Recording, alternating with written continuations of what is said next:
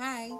This is part 2, no? Kung ninyo napanood ang part 1, please panoorin ninyo para makasubaybay mo. This is all about autism. Kung naunsa na ko pag-notice o pagkabalo na na autism si Haruto.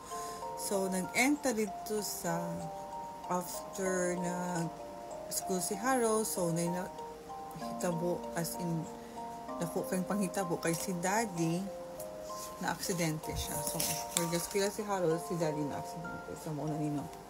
May 5.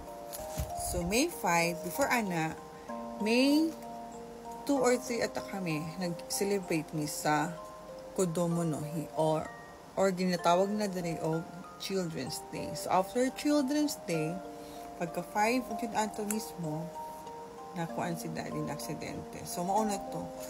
So, na-aksidente si Daddy. So, medyo na-stop sa aming kadali sa school ni Haro kay sikat si Daddy sa kuan. So, sakit kay sa part kay ako kay panghitabo, no? And 3rd degree burn siya. So, kailangan putlon niyang tiil.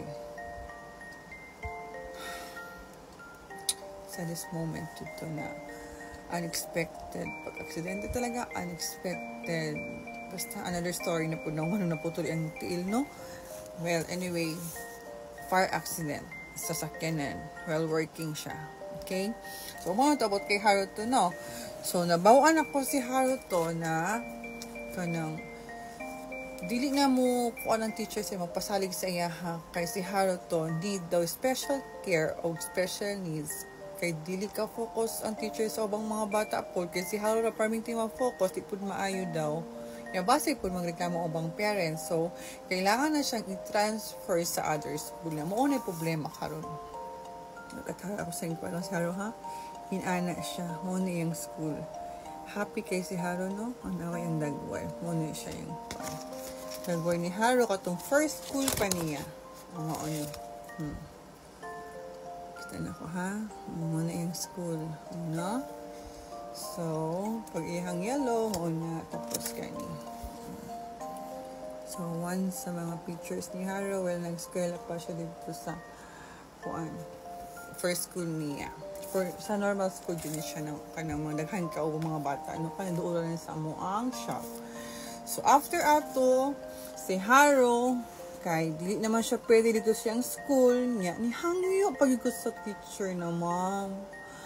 Kanang, pwede dili sa mo undang si Haruto, ma'am, kay si Daddy mong good na disgrasya. Unya karon wala yung hatid sundo ni Haruto sa eskwelahan kay that time di pa ko kabalo mo drive, no? So nihangyo jud ko sa teacher, nihila ko kay ang excitement ni Haruto na taga-adlaw ng eskwela siya, grabe jud. So as mami, maluoy ka sa bata kay mong sige siya yung school daw siya. Nya dili man siya dawaton sa maestra kay ma-focus daw sila kay Haro. So, pasag yung sakita as inahan ka, nandili ka sa eskwela yung anak, yung excited kayo siya taga-adlaw, mumatag sa'yo. Nakahilak ko, hinumdum ko na time ni Ana. Si Daddy wala pa good kay, nagkuan siya, na-discuss siya. Siyempre, ang pain ni Daddy, ma-feel po na ako. Grabe, ako lang sa shop, isa kami. Tapos ang mga bata duha, kami lang dyan, kami lang. So, wala dyan kayo mahimo, kundi stop si Haro sa school. So, napaabot pa ko na makagawas si Daddy para magpusid mi sa mga laing pang mga kuan.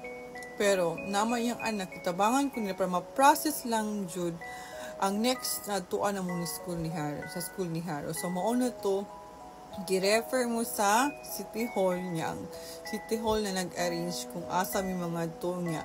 Kanang, kailangan siyang i-check up, kaya, tagaan siya itong handbook nila na sa mga disability para naapod sila doon madawat na allowance. Unya, pagkahuman, mga speech therapy, educational therapy, pasaupat ito ang gato sa school ni Haro after ano. Pero thanks sa yung mga igsuon na nitabang sa amua sa pag-follow up that time. So, karon gawin ta po ko ni Daddy, makauli siya kay mo na to among process ang iyahang disability diri sa Japan. First niyang katong handbook niya, no? Ipatun sa ako ha for third part. Please comment. Thank you.